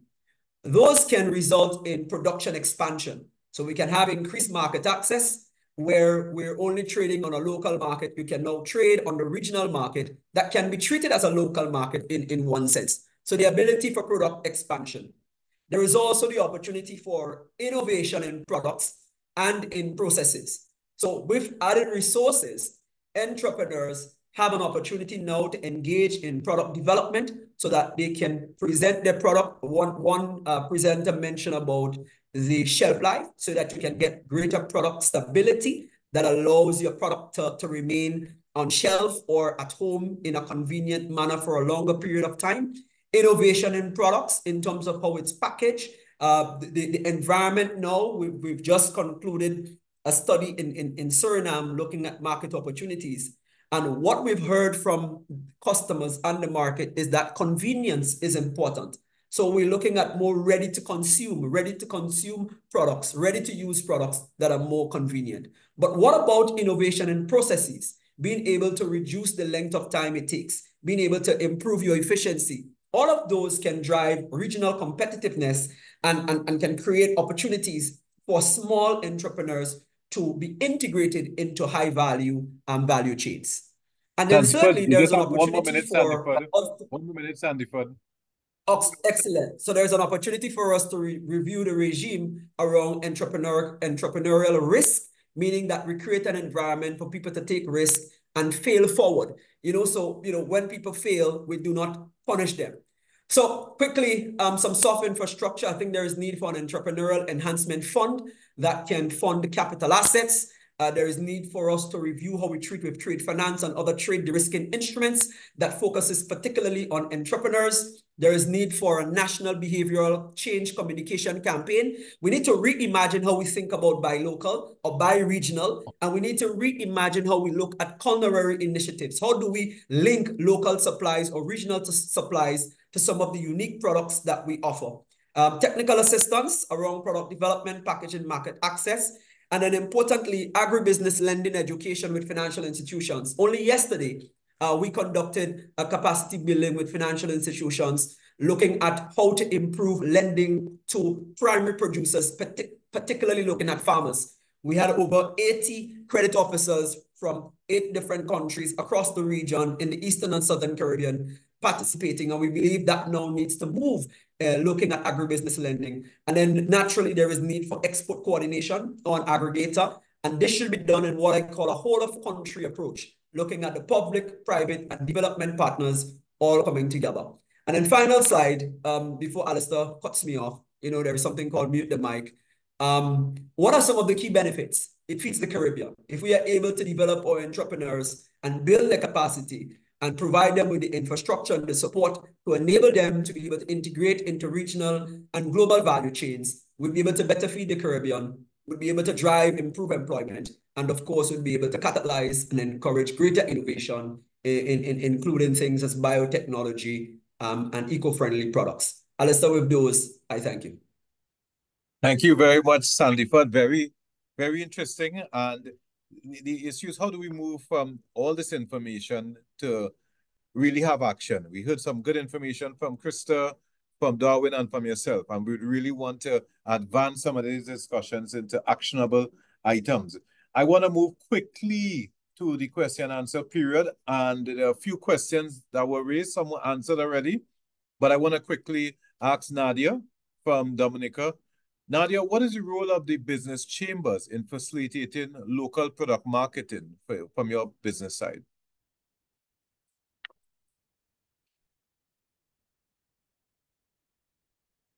Nadja, are you on?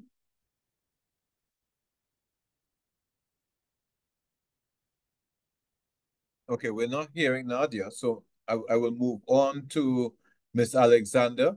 Ms. Alexander, can you tell us a bit about your relationship with local farmers, and do you have contractual agreements with them?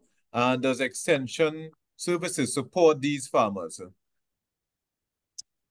Yes, I do have a relationship with farmers, fair trade farmers to be exact. They all have extension officers, and yes, the reason I use these people is because they follow guidelines. And if we are to become HACCP certified, we are already with farmers who are working through fair trade. So they are basically working with systems which would help us produce better products. Thanks for that, Abby. Let me ask Jody. Jody, can you make a brief comment on this in terms of Marie Sharps? Yes, good day. As well, government extension services and support services is a must in our industry. In order for us to get our habaneros, you know, we purchased over £1 million, and for this year we need 1.2 million. So we found out that we had to partner with the government to create cooperatives that could ensure and guarantee us the raw materials that we need. Now let's say, and at the same time, keep that price point set, because, you know, we pay, let's say, for example, $1.50 delivered to the factory. Now everyone coming together and creating economies of scale. Then we set up a new industry where farmers on the country of Belize could benefit, and at the same time, we get a raw material that we need. Same thing too, we are HACCP certified, we have a traceability system, and we have to have a list of our approved farmers, approved suppliers, even bottles, cartons, everything along the supply chain, we have to have approved in our system. Someone from channels can't come and say, oh, I could give you a container of bottles. That is not part of our system unless we have to include them and go through evaluation. Let's say a company in Trinidad for labels or something like that. So definitely extension services and the government in Belize has helped us with that. We do our part in accessing the markets and taking product to market. Thanks for that, Jody. We appreciate that. Is Nadia back on now? Ms. Thomas, are you able to speak? Okay, we are going to move on, and the next question relates to the experts who presented. A comment was made with respect to their large Caribbean-based food manufacturing and trading companies that move products across national borders within and outside of the region. Example, Grace and Marcy, and they have confronted all the barriers to trade and have the tools for input and output logistics. How can small and medium-sized companies engage these companies in a cluster or consolidating type arrangement to penetrate markets as opposed to the individual efforts? I'll throw that out for brief responses, particularly from Sandiford and Krista, and if Darwin wants to add to that as well. Colleagues, briefly. Yeah, thank you, Alistair. One of the, and I saw it in the chat here from Robert, the whole arrangement of outgrower arrangements.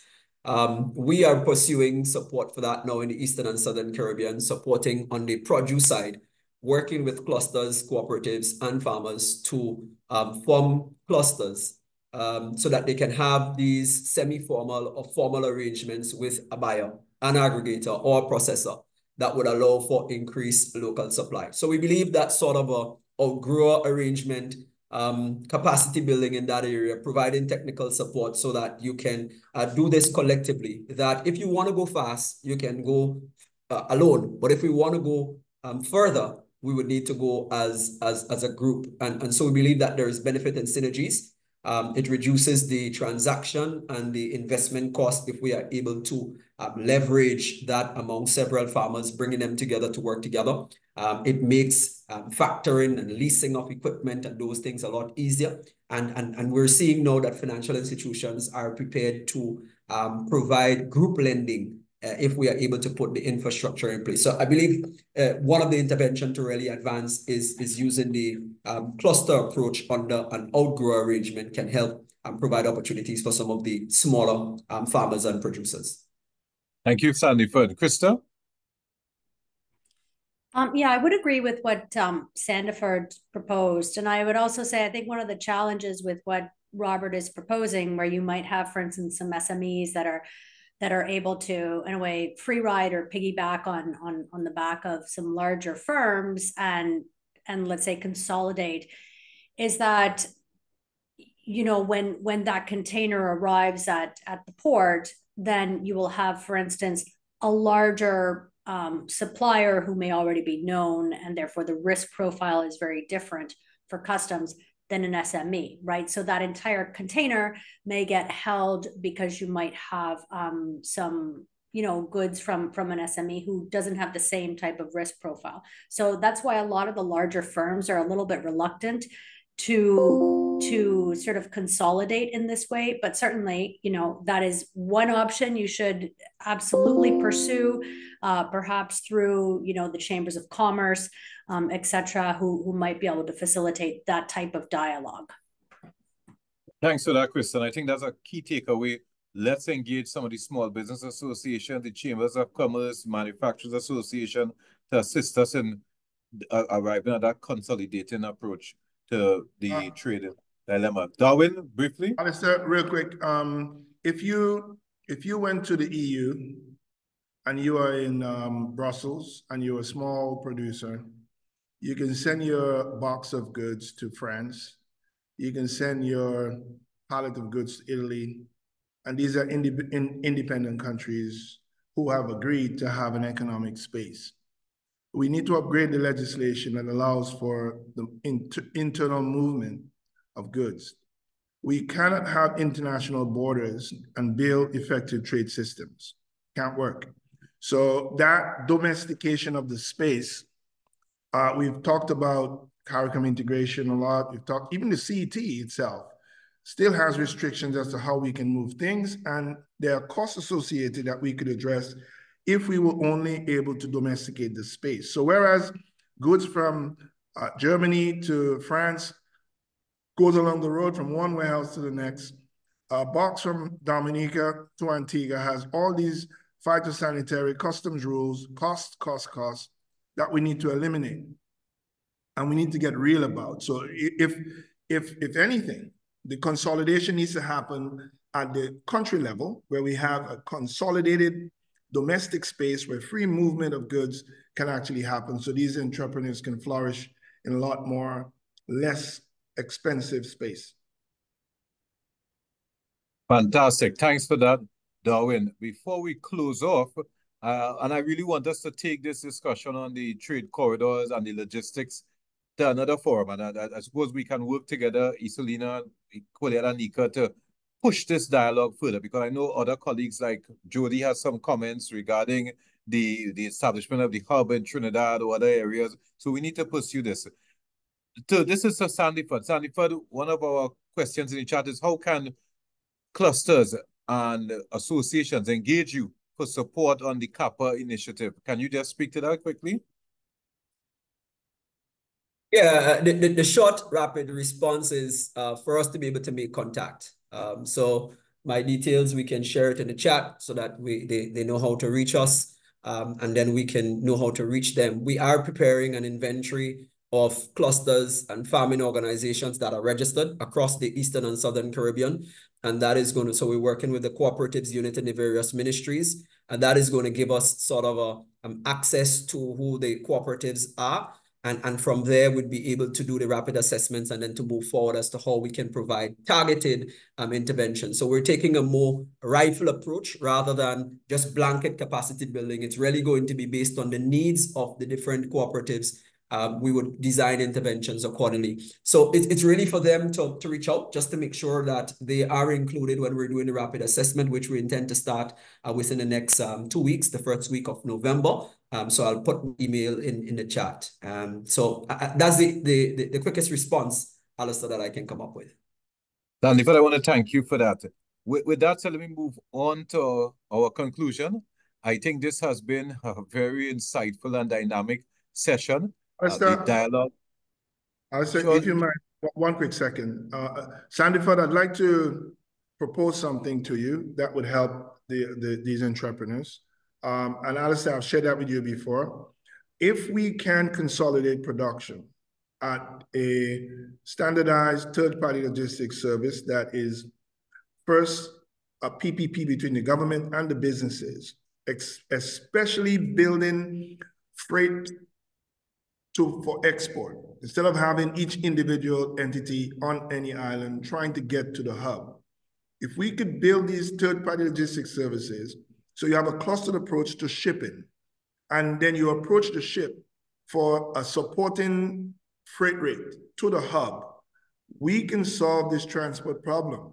And that could be integrated into the plan you have so that the production side is not left hanging when the distribution and shipping process emerges, because sometimes you have on the front end a good piece, but then the additional pieces make the whole thing suffer.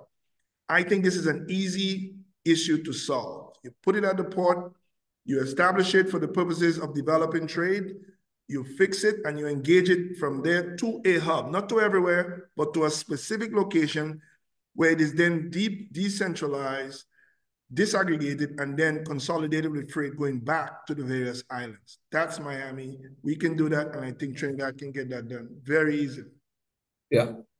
Robert, I know I owe you, not Robert, sorry. Darwin, I know I owe you a call. So I would reach out to you afterwards. Let's set this up. Let's get a few other colleagues online, and let's flesh this out even more.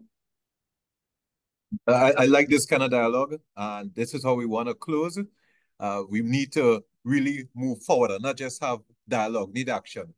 And I want to thank all the panelists this morning for their participation, the experts, Ms. Thomas, Mr. Williams, Ms. Alexander, for their insights and giving up your time as business people. Time is money.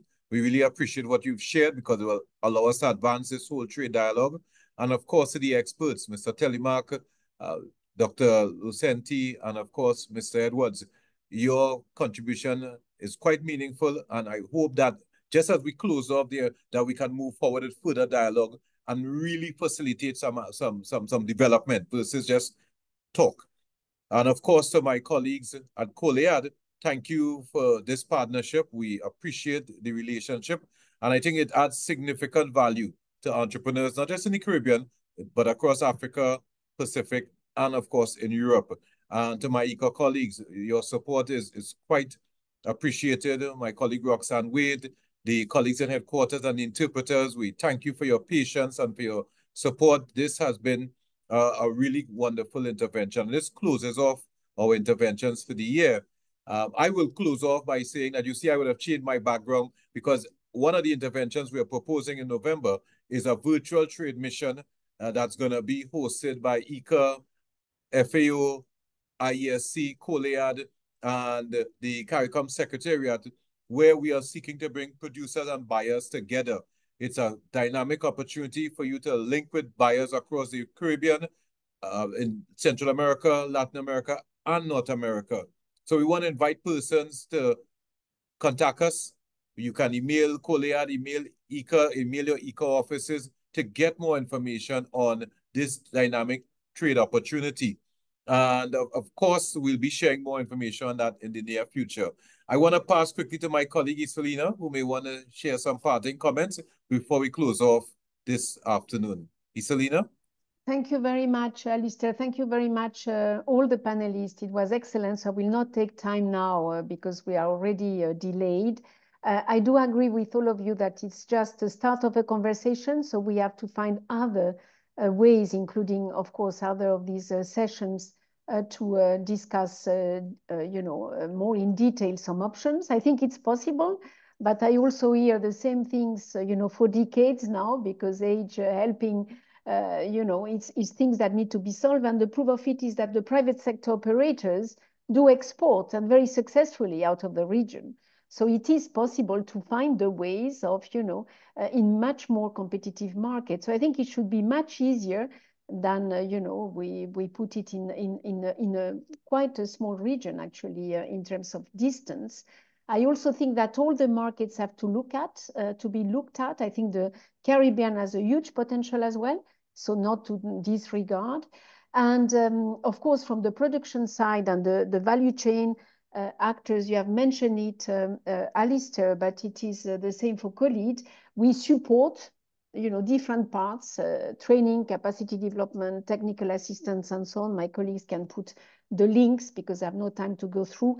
But there is still a level of public support that needs to come in, and if the commitment of the region is to reduce the food import bill, which is another thing I hear for a very long time, it goes with a minimum of investment in the logistics. So, I agree with Krista as well. You can lobby as private sector, but something has to happen as well from the public sector. So let's continue and reach out, and we will continue more. I think we need more on this topic, Alistair, and perhaps to deep much more. And again, I thank you all very much. I think that Nina has put an email where you can reach us if you miss any information. We will be sharing everything, of course, all the presentations and so on. But if you need any kind of other thing, or link with participants, or link with partners and speakers and so on. So thank you very much to all, including to our interpreters.